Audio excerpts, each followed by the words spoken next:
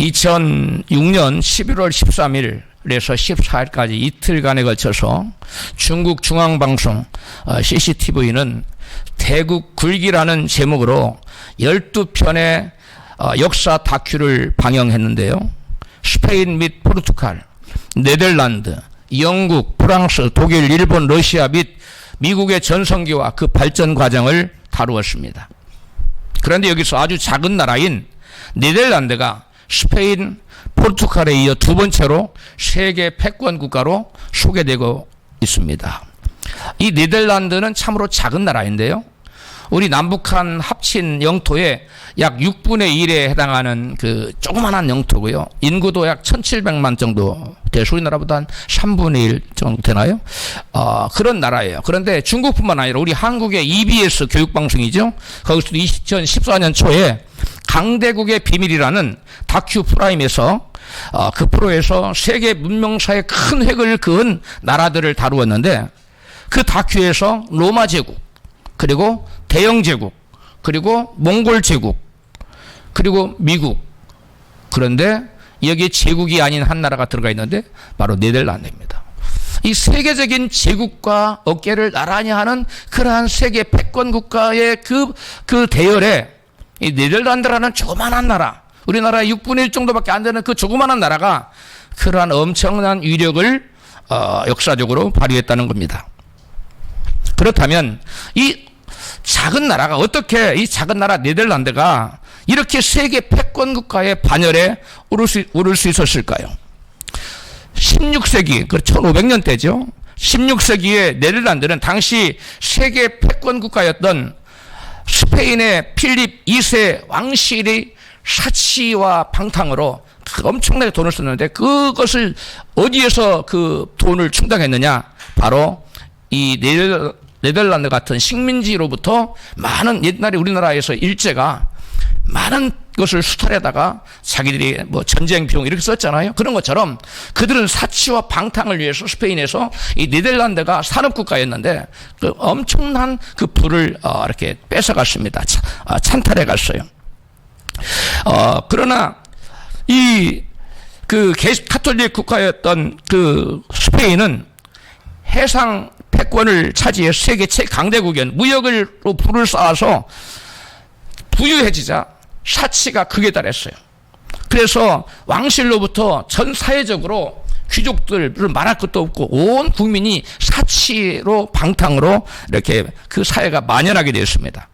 그러나 개신교를 믿는 이 네덜란드는 카톨릭 국가 스페인과 1568년부터 80년 전쟁을 치릅니다. 독립전쟁 80년 전쟁을 치르고 1648년에 독립을 해서 스페인은 망해가는데 그 전쟁 끝에 네덜란드는 세계 해양 패권을 차지하는 세계 패권 국가로 등극합니다.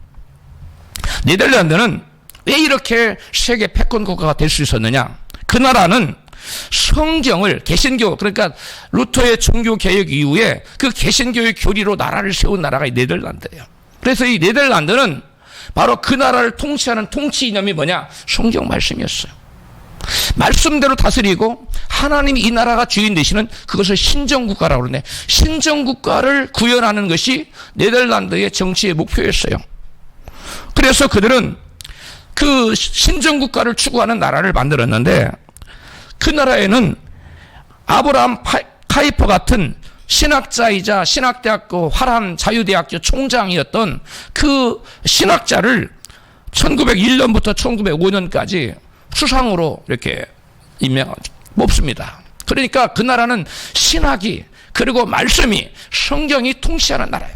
그러니까 이 조그마한 주먹만밖에 안 한 이런 조그마한 나라가 세계를 호령하는 패권 국가가 자리에 오를 수 있다는 거예요. 네덜란드는 1500년대 루터의 종교개혁 이후에 개혁 신학의 요람이었고 또 세계적인 그 정말 대단한 신학자들을 배출했는데 인간의 자유의지의 대표학자라고 한 신학자 에라스무스가 바로 네덜란드 출신이고요. 그분이 1400년대 사람인데, 그 다음에 아브라함 카이퍼, 아까 얘기했죠. 그 다음에 헤르만 바빙크, 칼빈주의의 세계 3대 신학자라고 하는 사람이 이 헤르만 바빙크입니다. 그리고 요즘도 많은 사람들이 일으켜지고 있는 영성가 헨리 나우엔이 바로 이 네덜란드 출신입니다. 그 나라의 사법부는 곧 종교재판소가 그 나라 사법부를 맡았어요. 그 네덜란드라는 나라는 종교와 기독교와 그 다음에 정치가 연합되어 있었어요. 분리되지 않았어요. 기독교가 곧 국가고 국가가 곧 기독교였어요. 같았어요. 그리고 그 나라의 통치 이념이 말씀이고 성경이었어요. 그리고 그 성경 중에서 개혁신학이 천주교가 아니라 개혁신학이 그 나라를 통치하는 통치 이념으로 삼은 나라예요. 그래서 이 나라가 새로운 그동안에는 세계 어느 나라도 민주국가 아무 나라도 없었어요. 다 왕정 국가였어요. 그런데 오직 최초로 우리 역사상 인류 첫 역사상 최초로 민주공화국을 만듭니다. 오늘날 민주주의가 그 모델이 이 화란 이 조그마한 네덜란드에서부터 시작됐다는 것입니다. 그래서 이 나라가 얼마나 하나님을 열심으로 섬기려고 했는지, 얼마나 말씀을 그대로 섬기려고 했는지, 실천하려고 했는지, 칼빈주의에 어긋나는 신학을 주장한 사람 다 갖다 잡아다가 종교재판소에서 처단해서 죽였어요. 말씀에 어긋나는 잘못된 믿음의 사람들을 처단할 정도로 열심히 있었는데 그것은 물론 잘못된 것이었죠. 어찌됐건 이들은 하나님 앞에서 말씀대로 살기 위한 몸부림을 친 사람들이었어요. 그래서 영국에서 그 신앙의 자유를 누리기를 원하는 사람, 청교도들이 제일 먼저 찾아간 곳이 어디냐? 네덜란드예요. 그런데 이 네덜란드가 세계 패권을 차지하고 부유해지고 강성해지고 온 국민이 부유하게 되자 이제 타락하기 시작했는데요. 성적인 방중으로 타락합니다. 그래서 네덜란드의 종교의 자유를 위해 찾아갔던 영국의 프리탄들, 종교 개혁가들이 나중에 거기에서 어디로 갑니까? 미국으로. 영국에 있는 프리탄들과 합쳐서 메이플라워 타고 미국 건너가죠. 이처럼 이 네덜란드라는 국가는 신앙의 아주 중요한 신앙의 꽃을 피우고 신앙으로 말미암아 그 국가와 온 백성의 복을 받는, 그리고 오늘날까지도 세계의 이 산업을 주도하는, 물론 패권이 그 나라가 성적으로 방탕해서 타락하자 그 당시에 뜨겁게 신앙이 타오르고 있던 새로운 나라가 출현했어요. 그 나라가 바로 빅토리아 여왕 시절의 영국입니다. 영국이 패권을 차지하고 이제는 패권 국가가 영국이 됐죠. 영국이 이제 빅토리아 여왕 때부터 세계 만국의 식민지를 막 정복해서 해가 지지 않는 나라가 되었어요. 그래서 세계 패권은 영국이 약 200년, 네덜란드가 거의 한 200년 가까이. 근데 영국도 점차로 신앙이 식어지기 시작했어요. 그런데 영국의 청교도들이 신앙의 자유를 위해서 찾아간 곳이 있죠. 어디입니까? 아메리카 신대륙. 미국에 가서 미국을 건설했는데 그들이 제1차 대전 이후에 영국으로부터 세계 패권을 찾아옵니다. 그래서 그때로부터 1차 대전 이후로부터 오늘에 이르기까지 세계를 주름잡는 패권 국가는 어디입니까? 바로 미국입니다. 뭐니 해도 아직은 세계에서 예수를 가장 잘 믿는 나라는 미국입니다. 그 나라를 물론 많은 부분이 타락했고, 그래서 지금 뭐 패권이 흔들리니 어쩌니 말이 많지만 여러분, 세계의 돈의 90%를 미국이 장악하고 있어요. 그 자주적 증권회사에서 다 쥐고 있단 말이에요. 그 정도로 엄청난 파워를 가지고 있는 나라가 미국입니다. 그러면 패권국의 지위를 잃은 네덜란드는 완전히 몰락했느냐? 그렇지 않습니다. 그 나라가 성적으로 많은 사람들이 타락했지만 그래도 신실한 사람들이 너무나 많이 있어서 지금까지도 세계적인 신학자를 배출하고 있고요. 세계적인 또 신학교들이 거기 많이 있고, 또 그 네덜란드는 지금도 산업의 꽃이라고, 산업의 쌀이라고 하는 반도체, 이 세계 산업의 쌀이라고 하는 반도체를 만드는 극자외선 EVU 극광 EUV 노광 극광 장치를 만드는 나라가 세계에서 유일해요. 7나노 이하는 이 나라밖에 그 장비를 만들지 못해요. 그 미세한 아주 정밀한 그런 반도체를 만들려면 바로 이 네덜란드의 반도체 회사 ASLM이라는 회사로부터 첨단 장비인 이 7나노 이하의 극자외선 EUV 노광 장비를 그 나라만 생산하는, 거기서 사야 돼요. 그런데 그 나라에서 그 EUV 그 노광 장비를 1년에 몇 대밖에 생산을 못 하느냐? 많이 해봤자 40대, 주로 30대, 40대밖에 못 만들어요. 그런데 그것을 살려고 대만의 TSMC, 그 다음에 그 한국의 삼성, 그 다음에 SK 하이닉스 이런 회사들이 줄지어서 그것을 서로 팔으려고 하는데 아무나 살 수가 없어요. 한국 삼성도 10대밖에 운행을 못해요. 그래서 그것을 더 많이 해야, 사들여야 대만의 TSMC를 추격할 수 있는데 그걸 마음대로 할 수가 없어요. 그런데 그 네덜란드의 TSMC 그 회사가, TSMC가 아니라 ASML 회사가 한국의 화성에 그 회사를 설립한다고 합니다. 2025년까지. 이 네덜란드가 여러분 뭡니까? 세계 반도체 시장을 꽉 잡고 쥐고 흔드는 거예요. 반도체를 성장시키고 반도체 산업을 성장시키려면 네덜란드 ASML이라는 회사로부터 여러분 물품을 조달받아야 돼요. 중국은 반도체 굴기를 통해서 산업을 육성시키려고 반도체를 회사를 육성하려고 하는데 이 네덜란드 ASML에 미국 바이든 정부에서 압력을 가해서 중국에는 절대로 그 EUV 노광 장비를 팔지 말아라. 그래서 못 팔아요. 중국은 살 수가 없어요. 절대로 중국은 그래서 반도체 굴기를 할 수가 없는 형편이 되었습니다. 제가 지금 무엇을 얘기하고자 하느냐. 여러분, 이 조그만한 나라가, 한국이 6분의 1밖에 안 되는 조그만한 나라가 지금 세계 경제를 좌지우지하는 키를 쥐고 있다는 거예요. 막강하다는 겁니다. 그리고 최근에 조사한 사람들이 가장 살기 좋은 곳, 그 다음에 사람들의 그 세상에서 삶의 질을 세계 모든 지표를 조사했는데 세계 1위가 어디냐? 네덜란드라는 겁니다. 네덜란드가 이 조그만한 나라인데 이 말씀 위에 서서 말씀의 통치를 받고 하나님 인도 안 받는 삶을 살았더니 일찌감치 세계의 패권 국가에 올라서 지금까지도 세계 패권국은 아니지만 그에 못지않는 강대국의 반열에 머물러 있다는 겁니다. 스페인이 하나님을 잘 믿어서 패권 국가가 돼서 부유해지자 왕실로부터 사회 전반의 사치와 방탕으로 부패하여 그 패권을 상실했어요. 마찬가지로 네덜란드도 신앙으로 인해 패권을 차지한 다음에 하나님께로부터 복을 받아서 부유해지자 그 사회 전반에 성적인 방종이 이렇게 퍼져서 부패해서 패권을 상실합니다. 인간은 보통 어렵고 힘들 때는 하나님을 간절히 찾지만 하나님의 복을 받아 뭔가 좀 잘 되면 하나님을 멀리하고 부패하는 그러한 약한 본성이 있습니다. 네덜란드의 신앙이 퇴색하자 복음을 전수받아 신앙으로 뜨겁게 무장한 나라가 나타났는데 바로 미토리와 여왕 당시에 바로 영국이었어요. 이제 세계 해양 패권, 세계 패권은 네덜란드에서 영국으로 넘어가 이제 약 200년 동안 해가 지지 않는 나라가 돼서 세계를 호령하는 나라가 되었습니다. 영국의 신앙이, 영국도 마찬가지로 돈이 많이 쌓이고 부강해지고 세계 1등 국가가 되니까 이들에게도 자만심이 생겼어. 하나님 멀리했어요. 우리도 이제는 우리 힘으로 살 수 있다는 생각이 들었어요. 그래서 그들이 신앙이 퇴색하자 바로 하나님을 간절히 찾아 신앙의 자유를 위해서 목숨을 걸고 그 미국에 와서 나라를 개척한 청교들의 후예들인 이 미국이라는 나라가 일어서서 1차 대전 이후에 바로 세계 패권 국가가 되었고 그들이 복음을 들고 선교사를 한국에 파송해서 오늘날 한국이 바로 그 복음을 받아들여서 세계에서 그 당시에 못 살기로 5번째였던 이 한국이 지금 어떻습니까? 여러분, 세계 경제, 무역, 군사, 그 다음에 문화, 스포츠 모든 분야의 최강국, 모든 분야가 여러분 10위 안에 들어있습니다.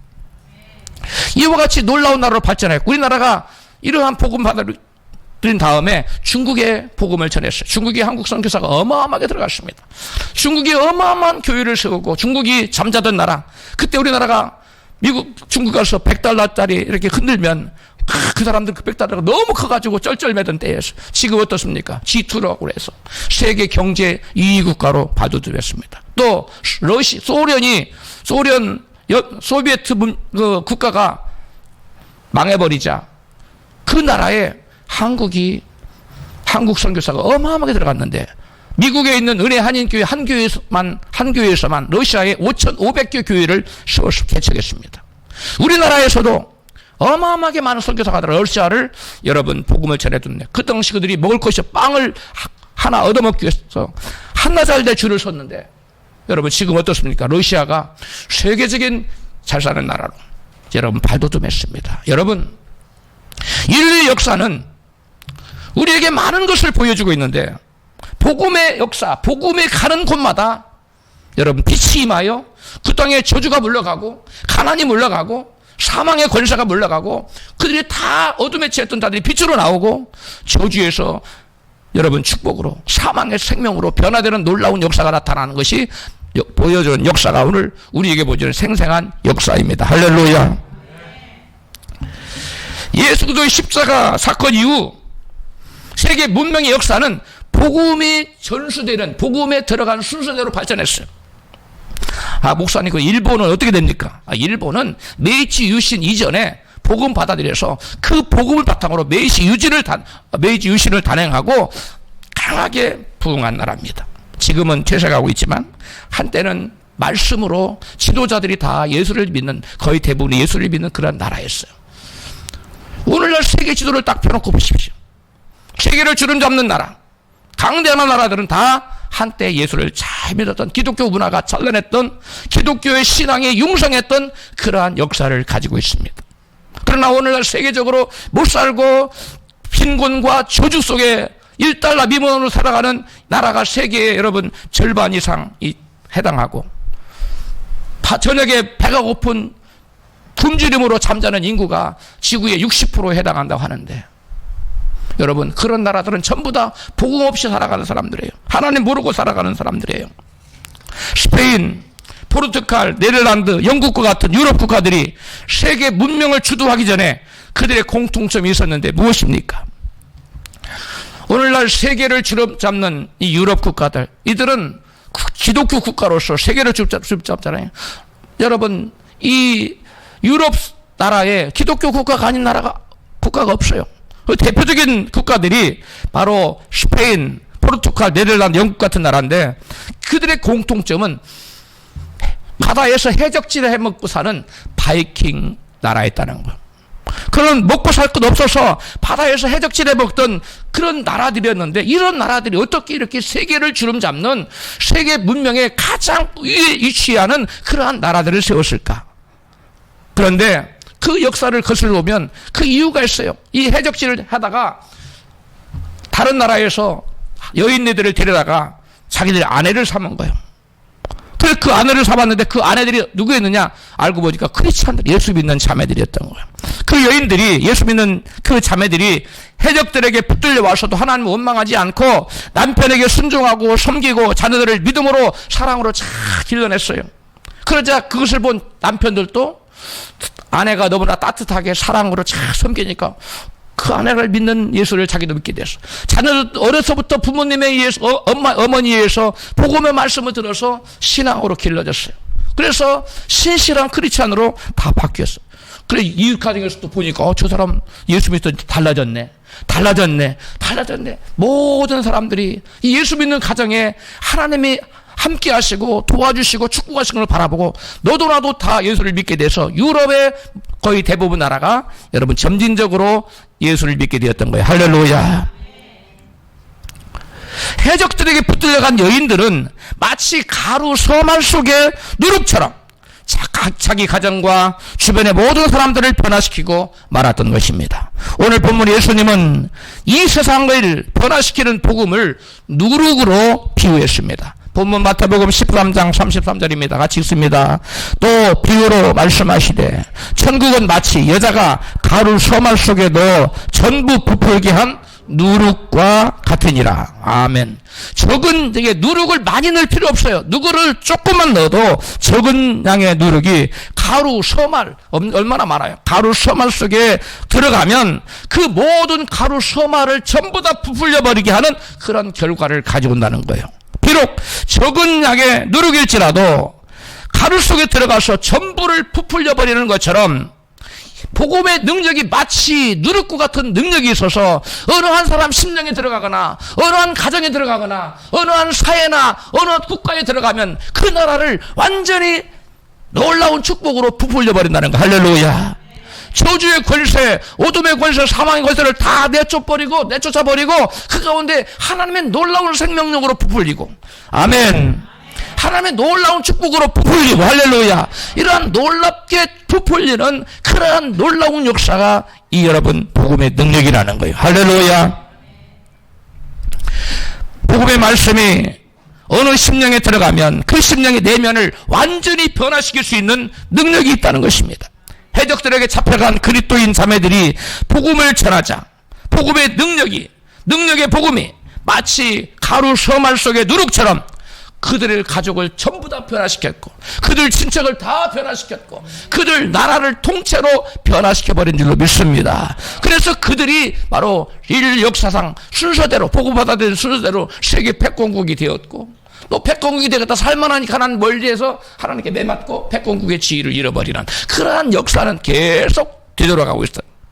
이것을 아는 사람은 하나님으로부터 큰 은혜를 받은 거예요. 그래서 이것을 복음이라, 기쁜 소식이라고 한 거예요. 할렐루야. 우리 예수를 믿는 것을 왜 복음이라고 하느냐, 왜 이게 복된 소식이라고 말하느냐, 왜 그 복된 소식을 받아들이면 이와 같이 복을 받고 여러분 변화가 나타나기 때문에 그렇습니다. 할렐루야. 바울은 적은 양의 누룩이 가루 전체를 변화시키는 내적 변화의 능력이 있다고 이같이 증거합니다. 고린도전서 5장 7절에 같이 읽습니다. 적은 누룩이 온 덩어리에 퍼지는 것을 알지 못하느냐.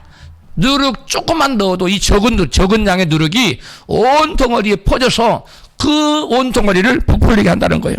그래서 교회가 얼마나 우리나라에 교회가 많고 우리나라가 얼마나 교회가 크고 그게 중요한 게 아니라 얼마나 자신과 교회 자신을 그리고 세상을 변화시킬 수 있는 능력이 있는가, 그것이 중요하다는 거예요.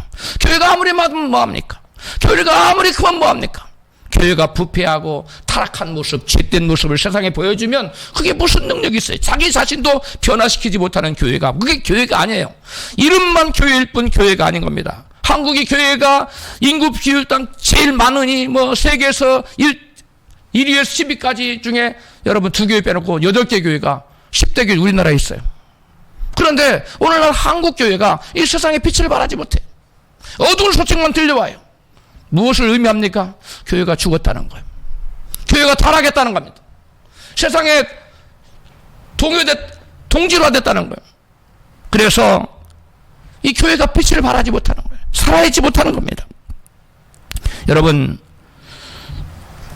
교회 수가 아무리 많고 교인 수가 아무리 많아도 교회 자신과 세상을 변화시키는 능력이 없다면 교회라는 이름만 가졌을 뿐 사실은 교회가 아닌 것입니다. 죽은 물고기는 아무리 크다 할지라도 물결을 거슬려서 위로 올라가지 못합니다.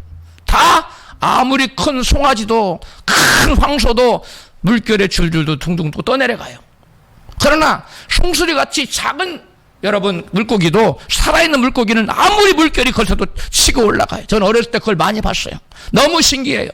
아무리 물이 거세게 내려가도 그것을 조그마한 송수리가 치고 올라가는데, 홍수날 때 돼지가 둥둥 떠내려가는 모습, 죽은 고기는 할 수 없어요. 살아있는 고기는 여러분 떠내려가지 않습니다. 소가 떠내려가는데 소는 물결을, 살아있는 소는 치고 올라가서 편으로 나와요.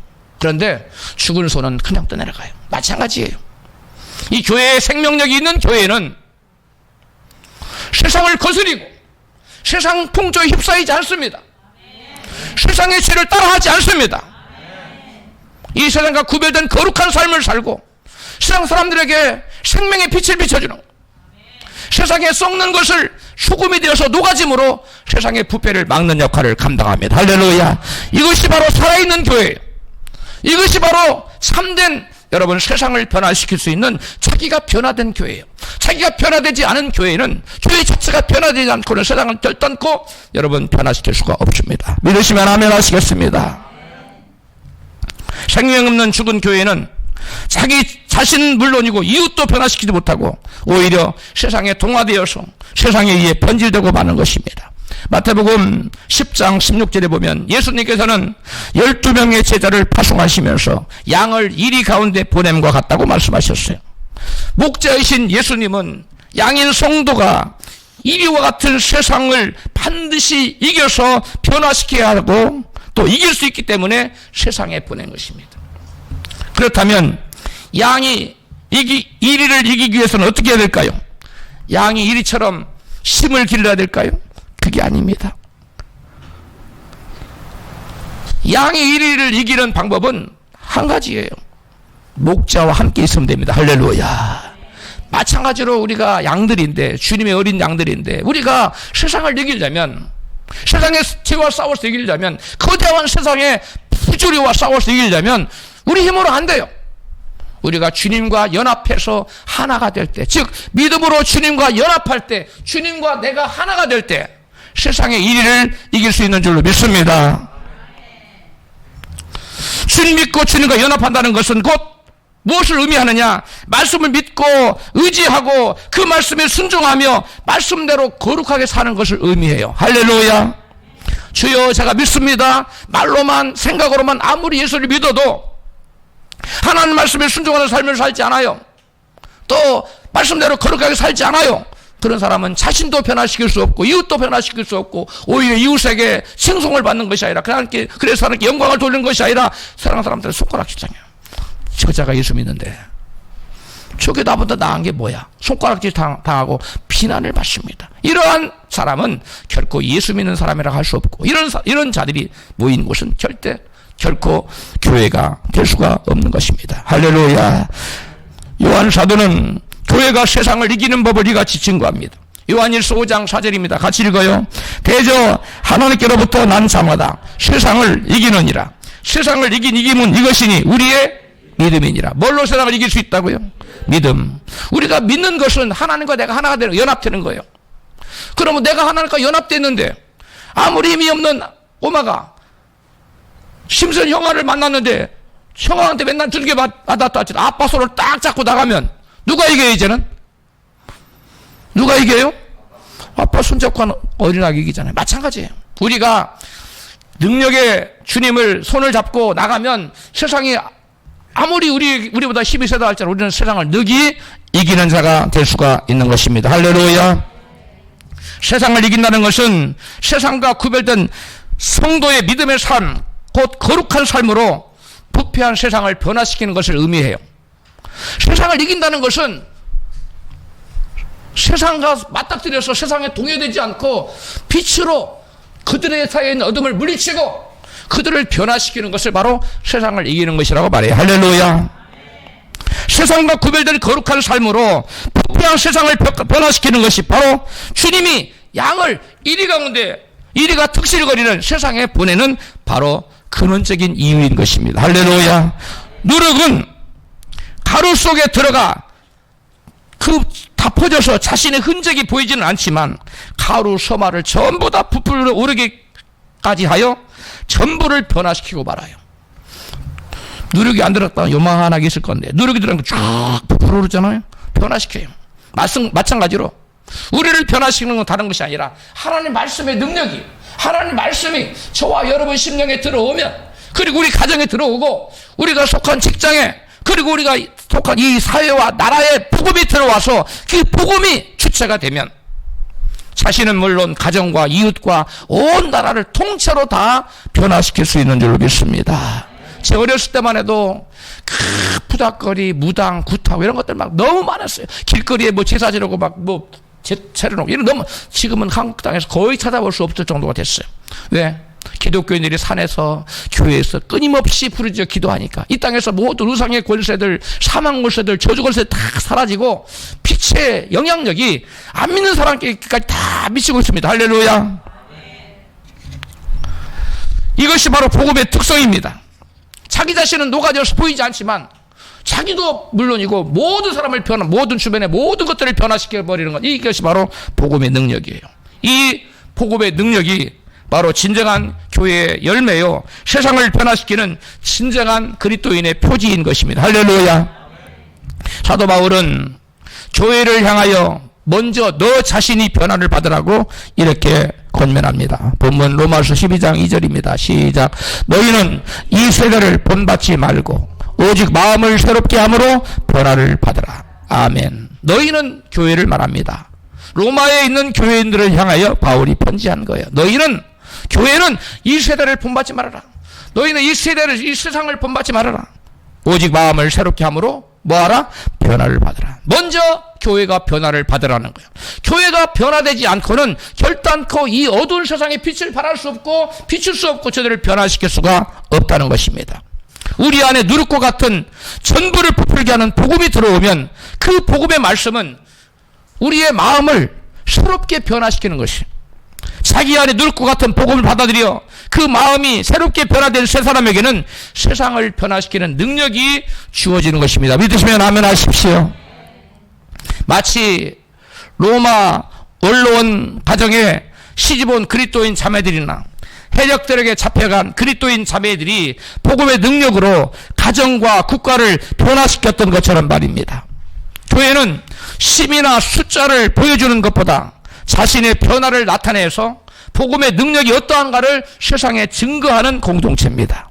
교회는 말씀과 성령의 능력으로 자신을 새롭게 변화시키지 못하면 세상을 변화시키기 전에 먼저 교회가 세상에 오염되고 도화되고 부패되고 마는 것입니다. 교회가 가지고 있는 복음의 능력은 누룩과 같습니다. 그래서 자신은 물론 세상을 변화시킬 수 있는 강력한 힘을 가지고 있는 것입니다. 만일 교회가 세상을 변화시키는 능력이 없다면 이름만 교회일 뿐 진정한 교회가 아니며 오히려 세상에 동화되고 부패하게 되는 것입니다. 누룩과 같은 복음이 교회에 들어오면 어떻게 될까요? 성도 개개인의 그 심령과 그 인격과 삶의 변화 역사가 나타납니다. 에즈라 바운즈라는 사람은 세상은 더 좋은 방법을 찾고 있지만 하나님은 변화된 더 좋은 사람을 찾고 있다라는 의미심장을 말을 했습니다. 사도 바울은 에베소 교회를 향하여 심령이 새롭게 변화되어 새 사람이 되라고 권면합니다. 에베소서 4장 22절부터입니다. 같이 읽습니다. 너희는 유혹의 욕심을 따라 썩어져가는 구습을 쫓는 옛사람을 벗어버리고 오직 심령으로 새롭게 되어 하나님을 따라 의와 진리의 거룩함으로 지으심 받은 새 사람을 입으라. 아멘. 여기 보니까 우리의 심령이 어떻게 새로워지라고 말씀합니까? 육체를 따라 사는 옛사람에서 벗어나서 진리의 말씀에 따라 의를 추구하며 사는 새 사람으로 변화되라는 것이에요.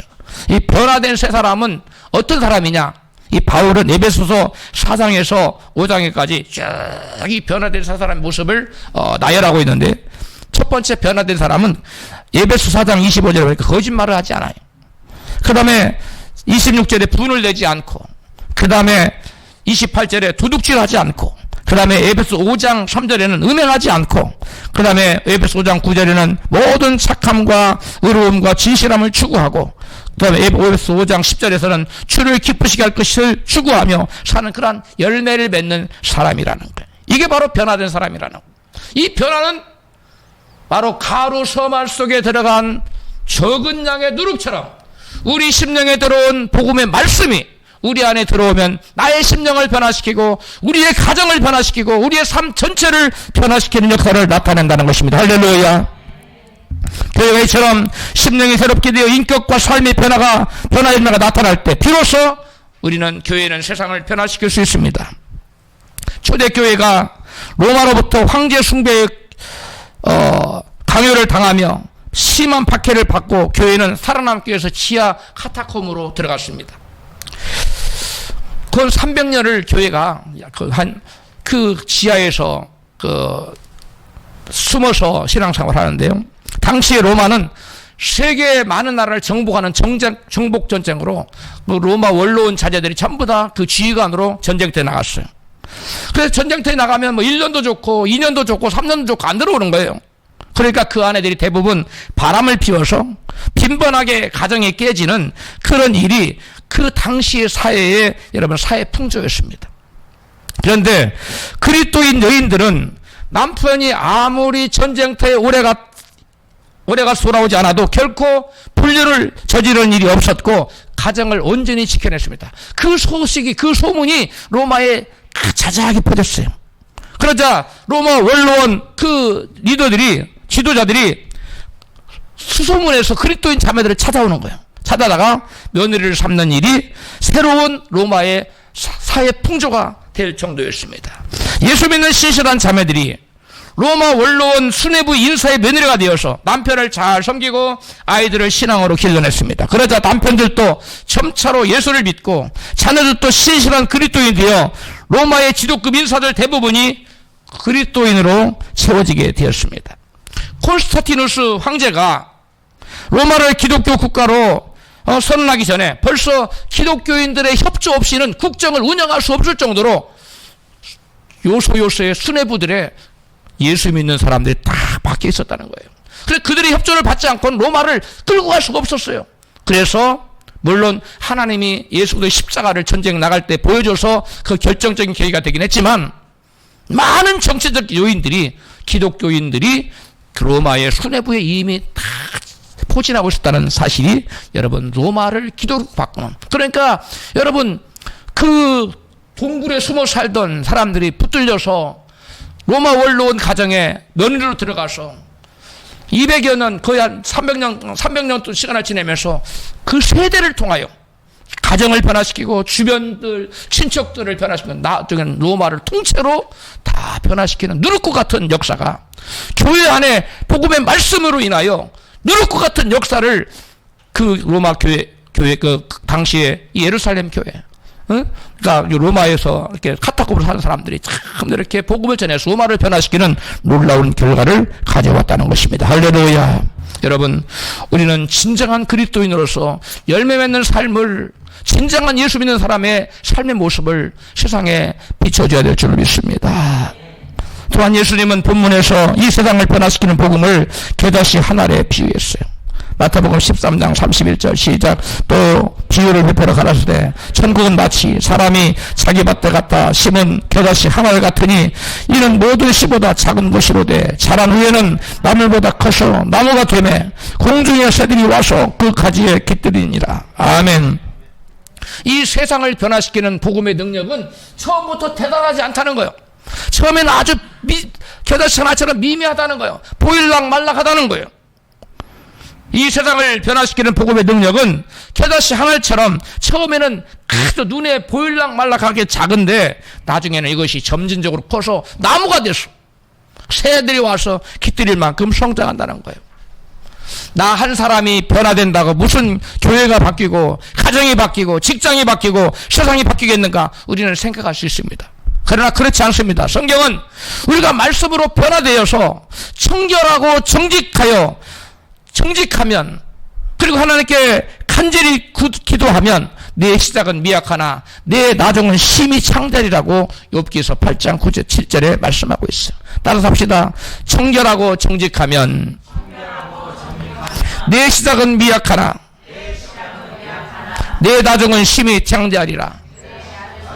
청결하고 정직하면 그 뭐예요? 예수 믿고 변화됐다는 거죠. 청결하고 정직한 사람, 예수 믿고 변화가 나타난 사람이에요. 그런 사람은 처음은 미약해, 겨자씨 하나처럼. 그러나 나중은 겨자씨 나무가 된 것처럼 새들이 깃들 만큼 창대하게 된다는 사실을 믿으시기 바랍니다. 지금 현재 여러분 삶이 미비하고 보잘것없고 내세울 게 없습니까? 염려하지 마십시오. 여러분과 제가 청결하고 정직하고 하나님과 온전히 하나가 되는 믿음의 삶을 사는 변화의 열매가 우리 삶에 나타나면 하나님은 지금은 미비하고 지금은 보잘것이 없을지라도 불온 장래에 머지않아 창대케 되는 역사가 나타날 줄로 믿습니다.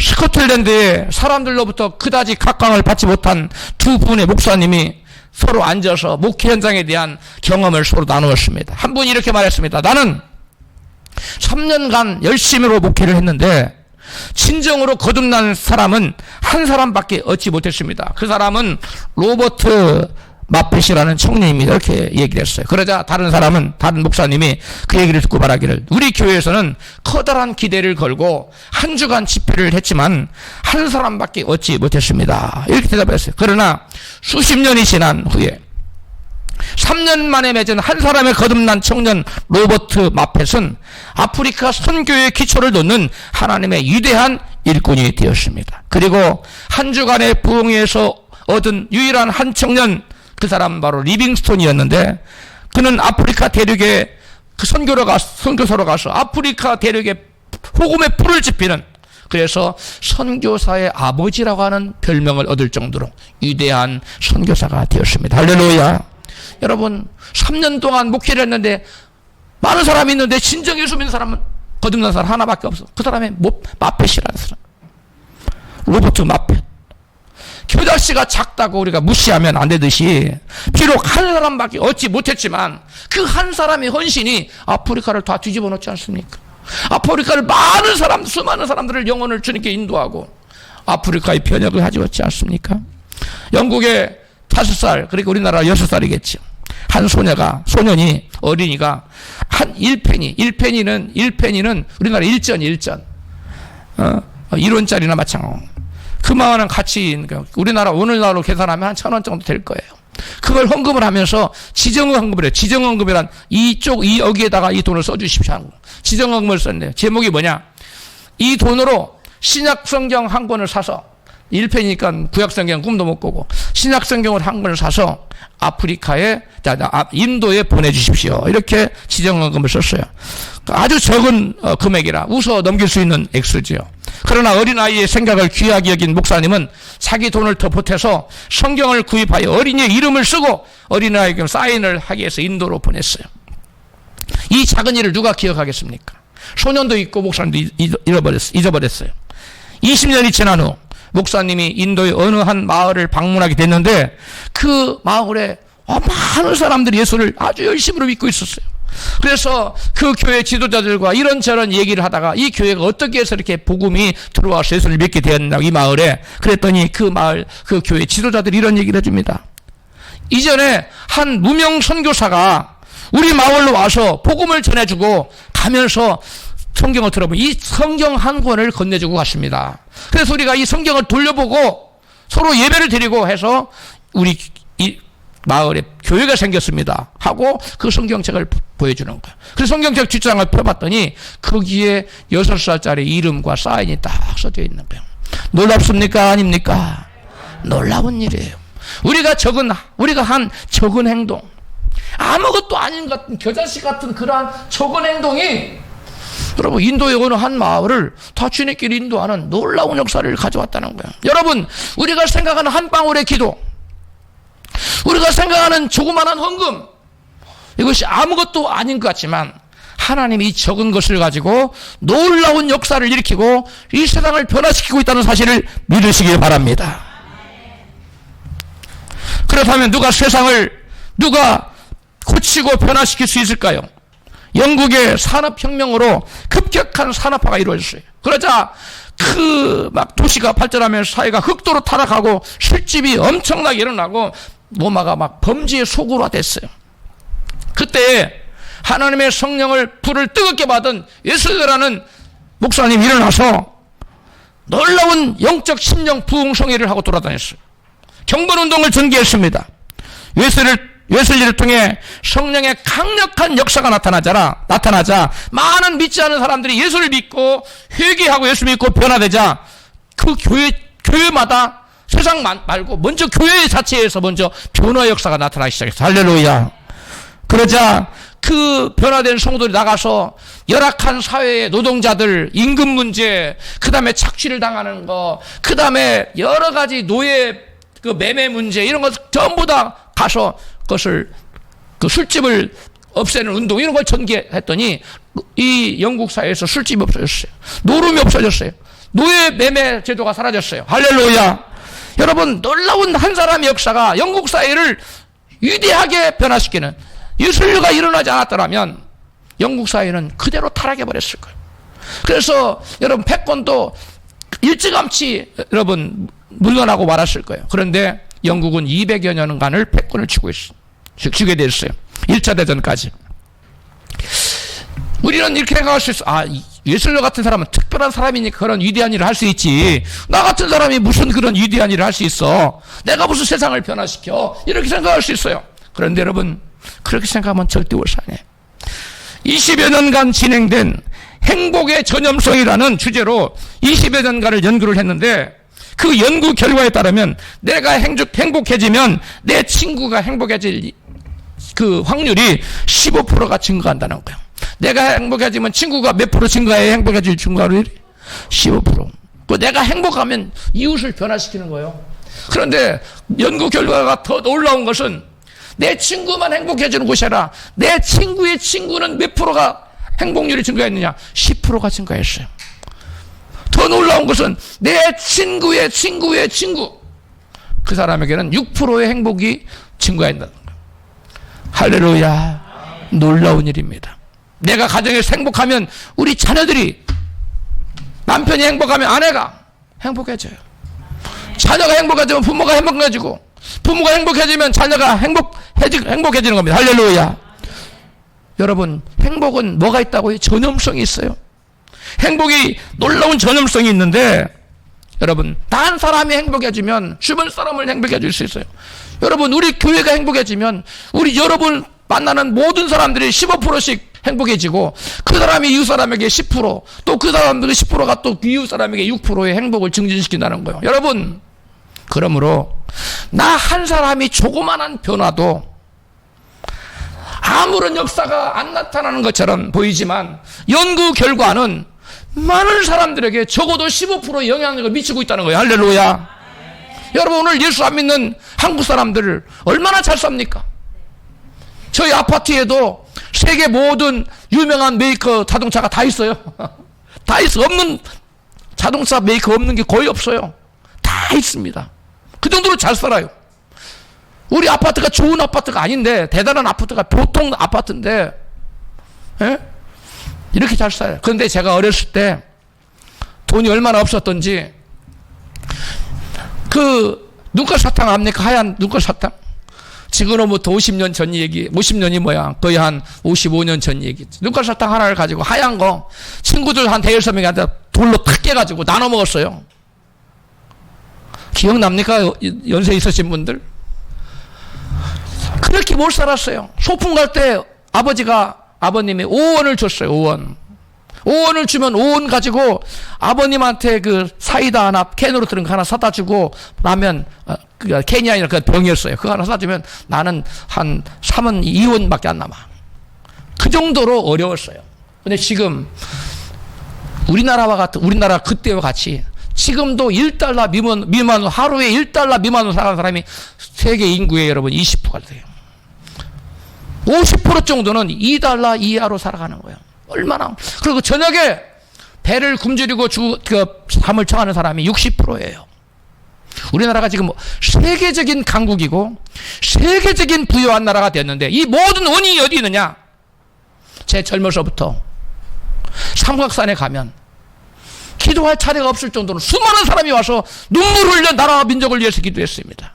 그 당시에는 직장도 잡기도 어려웠어요. 그런데 오늘날 한국이 세계 굴지의 기업들이 우뚝뚝 서 있고, 여러분, 인류 역사상 한국이 올해 최고의 수출을 했어요. 세계 손을 가장 많이 벌어들였어요. 여러분, 이러한 놀라운 역사가 정치를 잘해서 그렇습니까? 아닙니다. 물론 정치도 잘했겠지만, 여러분, 기도하는 사람의 기도로 이러한 놀라운 역사가 나타난 줄로 믿습니다. 연구 결과는 나한 사람의 조그만한 변화가 시시하지 않다는 거예요. 그게 깨닫지 않아서 잘 보이지 않아서 그렇지, 시간이 지나면 그 1페니의 성경책이 인도 한 마을을 변화시켰던 것처럼 저와 여러분의 조그만한 기도 한 방울, 조그만한 선행 하나, 조그만한 누구를 돕는 행위, 이것이 여러분 세상을 행복하게 하고 세상을 변화시킨다는 거예요. 믿으시면 아멘 하시겠습니다. 마지막으로 교회가 세상을 변화시키고 살리는 길은 무엇일까요? 첫째, 믿음이 세상을 변화시키고 살립니다. 성경은 믿음이 없이는 세상을 이길 수 없다고 말씀하며 수많은 믿음의 사람들이 세상을 변화시킨 증거를 우리에게 말씀하고 있어요. 노아는 믿음으로 방주를 지어서 인류가 완전히 끊어져 버리는 것을 막았어요. 모세는 믿음으로 이스라엘 백성을 애굽에서 구원해냈다고 성경 말씀하고, 여호수아는 믿음으로 여러분 여리고성을 무너뜨리고 가나안 땅을 정복할 수가 있었습니다. 히브리서 11장은 수많은 히브리서 11장을 믿음장이라고 하는데, 그 히브리서 11장 믿음장에서 수많은 사람들이 믿음으로 한 행동을 우리에게 소개하고 있어요. 오늘날도 수많은 사람들의 하찮아 보이는 작은 믿음의 행동들이 세상을 날로 변하고 시키고 있다는 사실을 믿으시기 바랍니다. 둘째로, 말씀과 말씀에 근거하는 바른 생각이 세상을 변화시킬 수 있어요. 뭐가 변화시킨다고요? 말씀과 말씀에 근거한 바른 신학, 이 신학이 너무너무 중요합니다. 하나님 말씀을 우리의 삶에 올바로 적용하여 삶을 변화시키려면 말씀을 올바로 해석해야 되는데, 그 올바른 해석이 바로 뭐냐면 신학이에요. 바른 신학이에요. 루터는 가톨릭의 사제만이 사제라는 주장에 반대하여 모든 사제가 다 제사장이다 라고 하는 만인 제사장론을 주장했습니다. 신부만이 제사장이다, 이것도 신학이고, 아니다, 모든 신자가 다 제사장이다, 이것도 신학입니다. 물론 이 신학들은 다 성경에서 나온 것입니다. 그런데 올바른 성경 해석은, 성경 해석을 바탕으로 한 바른 신학은 좋은 쪽으로 세상을 변화시키고, 성경을 가지고 해석했는데 잘못된 해석을 해서 그릇된 신학은 나쁜 쪽으로 세상을 변화시킵니다. 루터가 만민 제사장이라는 바른 신학이 종교개혁을 불러왔어요. 그로 인해 교회는 놀라운 개혁을 이룰 수가 있었습니다. 루터의 만민 제사장론은 뭐냐면, 만민이 다 뭐가 될 수 있다고요? 제사장이 될 수 있어요. 그래서 성경도 마음대로 볼 수 있어요. 옛날에 평신도도 성경 못 보게 했어요. 제사장 아니라 보지 말라는 거예요. 잘못된 것이었지요. 바른 신학인데 이 만민 제사장론은 종교개혁을 불러왔어요. 그로 인해 교회는 놀라운 개혁을 이룰 수가 있었습니다. 루터의 만민 제사장론을 개혁교회는 뭘로 발전시켰느냐? 만민의 왕직론, 모든 사람은 왕이 될 수 있다. 옛날에는 왕은 하늘이 내린 사람, 이것을 왕권 신수설이라고 그래요. 하늘이 점지한 사람만 왕이 되는 거예요. 그래서 그 왕권 신수설에 기반한 그러한 신학은 그 무한한 독재를 할 수 있는 길을 열어놨어요. 그러나 왕은 하늘이 내리 점지한 특별한 사람 왕이 되는 것이 아니라, 누구도 능력이 있으면 뭐가 될 수 있다? 왕이 될 수 있다. 이것이 왕권 계약설이에요. 이 왕권 계약설은 어디서 왔느냐? 바로 만민 제사장설에서 왔어. 만민 제사장론이 만민 왕직론을, 여러분, 그러한 신학을 만들었고, 그것이 바로 왕권 신수설을 아니다, 그건 아니다 하고 만민 그 왕직설을 만들어서 이제는 왕권 그 계약설을 만들었어요. 여러분 기억 안 납니까? 중학교인가 여러분 고등학교에서 왕권 신수설, 왕권 계약설 기억나지요? 세계사 시절에 다 모르셨나 봐요. 다 나와요, 여러분. 그 중학교 나온지 고등학교 나온지는 모르지만 좌우지간 중고등학교 때 배우는 거예요. 세계사 시간에. 알지 그거? 예, 이거 중고등학교 다 안다고 하잖아요. 중학교 때 배우는 거예요. 왕권 실수들, 모든 왕권은 하나님이 줬다. 왕권 계약설, 모든 왕권은 백성들과 계약을 맺어서 그 계약을 이행할 때 왕이 될 수 있다. 근데 그 계약, 백성들을 잘 인도하고 정의로 바르게 충실하는 계약을 맺었는데 그대로 안 해. 그럼 왕을 끌어내릴 수 있다는 거예요. 이것이 왕권 계약설이에요. 이 모든 것들은 바로 어디에서 비롯됐느냐? 바로 바른 신학에서 비롯된. 그래서 이러한 그 만인 제사장 같은 이러한 그 올바른 신학이 이와 같이 정치를 변화시키고 사회를 변화시키고 사람들의 삶의 질을 변화시켜서 결국 그것들은 현대의 민주화의 길을 트는, 옛날에 다 왕이 다 했잖아요. 그런데 이제는 왕이 아니라 누가? 모든 백성이 대통령이 될 수 있는 그러한 사회로 만든 것입니다. 할렐루야. 이처럼 신학은 정치를 변화시키고 사회를 변화시키고 사람들의 삶의 질을 변화시키는 그러한 원인을 제공한다는 거예요. 할렐루야. 세 번째로 기도가 세상을 변화시키고 살리는 것입니다. 뭐가요? 기도가. 역사를 주관하시는 분이 하나님이시기 때문에 기도는 세상의 변화를 위해 무엇보다 중요합니다. 예레미야 33장 2절입니다. 시작. 이를 행하는 여호와, 그것을 지어 성취하는 여호와, 그 이름을 여호와라는 이가 이같이 이르노라. 너는 내게 부르짖으라. 내가 내게 응답하겠고 내가 알지 못하는 크고 비밀한 일을 내게 보이리라. 아멘. 여러분, 모세가 부르짖어 기도하여 홍해 바다를 갈랐고, 여호수아가 하나님께 부르짖어 기도하여 해와 달을 1시간 동안, 하루 동안 머물게 하는, 컴퓨터로 과학자들이 다 밝혀냈지 않습니까? 멈추게 했어요. 모세의 중보기도로, 그리고 아모스의 중보기도로 이스라엘을 멸망시키려고 하는 하나님의 계획을 하나님께서 바꾸도록 만드셨어요. 기도는 만사를 변화시킵니다. 할렐루야. 따라합시다. 기도는 만사를 변화시킨다. 기도는 만사를 변화시키다는, 여러분, 그 그런 만고불변의 진리를 여러분 결코 잊지 마시기를 바랍니다. 우리의 작은 기도 하나가 세상을 변화시킨다는 사실을 믿으시기를 바랍니다. 성경이 언급하는 가장 중요한 가르침은 하나님을 찾으라, 그러면 너희가 살리라, 그리고 너희가 잘 되리라 하는 여러분 약속이에요. 욥기서 8장 5절입니다. 같이 읽어요. 내가 만일 하나님을 부지런히 구하며 전능하신 이에게 빌고 또 청결하고 정직하면 정녕 너를 돌아보시고 내 의로운 집으로 청통하게 하실 것이라. 아멘. 하나님께 부지런히 구하면, 기도하면 하나님께서 그 처음은 미약하지만 나중은 심히 창대케 하는 그러한 복을 주시겠다는 거예요. 교회가 기도하면 하나님의 성령께서 세상을 살리시고 세계의 역사를 변화시켜버리고 뒤바꿔 놓는 것입니다. 할렐루야. 그러므로 저와 여러분은 나 같은 사람 기도가 무슨 뭐가 있겠어 생각하지 마십시오. 겨자씨를 생각하십시오. 겨자씨는 눈에 보일랑 말랑합니다. 자세히 봐야 보입니다. 그런데 그 겨자씨가 땅에 떨어져 심겨지면 나무가 되어 새들이 기도해요. 마찬가지 우리의 기도는 겨자씨와 같아요. 비록 작아 보여요. 하찮게 보여요. 이게 무슨 역사가 나타나는가 싶어요. 그러나 여러분 이 기도가 여러분 입술에서 나가는 순간 겨자씨가 땅에 떨어진 것 같이 놀라운 여러분 역사를 나타낸다는 사실을 믿으시기 바랍니다. 마지막으로 네 번째, 사랑이 세상을 변화시키고 살립니다. 따라합시다. 사랑이 세상을 변화시킵니다. 세상을 사랑하신 예수 그리스도의 그 사랑이 사람을 변화시켰고, 교회가 세상에서 십자가 사랑을 실천할 때 세상은 변하게 되는 것입니다. 교회는 예수 그리스도의 십자가 사랑의 힘을 결코 과소평가해서는 안 됩니다. 마귀가 다른 건 다 이길 수 있어요. 근데 한 가지 이길 수 없는 게 있어요. 뭘까요? 사랑입니다. 사랑은 이길 수 없어요. 왜 그래요? 하나님은 사랑이시기 때문에 그래요. 요한일서 4장 8절에 하나님은 사랑이시라 그랬어. 마귀가 어떻게 하나님을 이겨요? 하나님은 사랑이시기 때문에 우리가 이웃을 사랑하면 마귀는 우리를 무너뜨릴 수가 없어요. 할렐루야. 사랑 속에 하나님의 성령의 힘이 있기 때문에 어떤 사람도 사랑하면 변화됩니다. 누군가를 변화시키고 싶습니까? 그 사람에게 요구를 하고 질책을 한다고 변화되는 것이 아니라 뭐 하면 변화돼요? 사랑하면 변화됩니다. 사랑하면 변화돼요. 사랑해주면 변화돼요. 교회는 세상의 정치적인 힘이나 재물의 힘을 이용해서 하나님 나라를 세우려는 잘못된 생각을 버려야 합니다. 그리스도께서 왜 왕이 되어 힘으로 세상을 변화시키지 않고 스스로 종이 되어서 사랑과 섬김으로 세상을 변화시켰는지 우리는 잘 생각해 봐야 합니다.